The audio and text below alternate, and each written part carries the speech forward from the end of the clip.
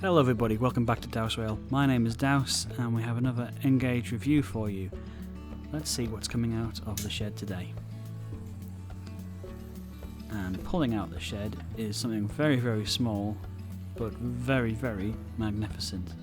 It is an A1 Terrier, made by Dapol, as part of the London, Brighton and South Coast Railway, in its umber livery. And this cost me £72, brand new from Dapol, and she is a quite literally little stunner. I'd heard lots of people talk about these. I'd heard lots of people talk about how amazing they were and how once you buy one Terrier you want to buy 80, and so I bit the bullet, spent the 72 quid from Rails of Sheffield, which seemed like a really, really good price, and now that I've got the model in my hands it seems like a fantastic price.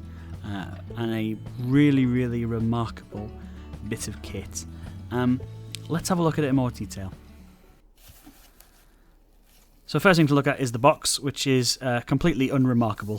So classic Dapol. Here it is. It's blue, made in Wrexham, etc, etc. So yes, it's Terrier A1 Gypsy Hill 643 in Marsh Umber Brown. Nice that it tells you the minimum curve it can go around. Because this thing can probably go around curves even tighter than that if they were made. And here she is.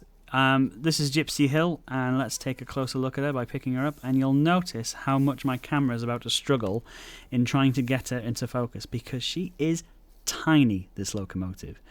You put an amazing amount of detail. You can just make out number 643 on the sides, and if you look at the front and the sides again, just so much little pieces of detail, just a little paintwork on the front of the engine, the little brass top, the number on the front as well. Everything has been taken with that extra bit of care and attention, and the remarkable amount of detail on the top. Everything just looks really, really sharp, and it looks like and feels like a real premium model. And for £72, I really think this is an absolute bargain. Just want to show you the back again, just so you can see again some of that really good detail on the back of the locomotive and the windows at the back as well. There are proper windows in the front of it as well. There's the undercarriage. But the thing I really want to show you, and I don't think I'll be able to get this across, is just how tiny it is. This is next to a Graham Farris GPT. So these locomotives obviously came later in the life, but these were actually the GPTs were made in the 1970s, but they come about 30 or 40 years after. Gypsy Hill was made in 1877 and continued working until 1950.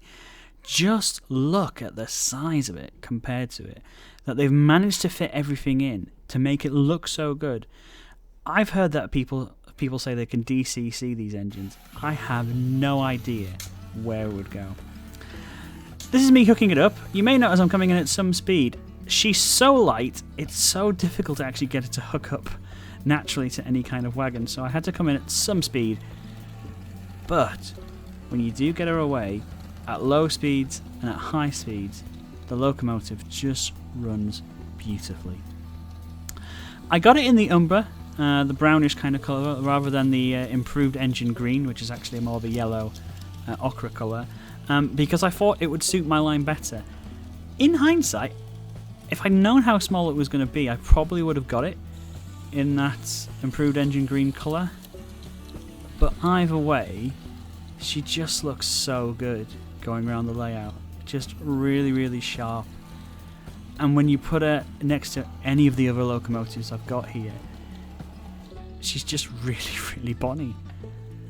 Works a treat. Runs fantastically, and it really is a tribute to just how well Dapol can make a model in true miniature. It's a little bit of engineering genius, and I, as you can probably tell by the way I'm talking about it, I'm a bit smitten.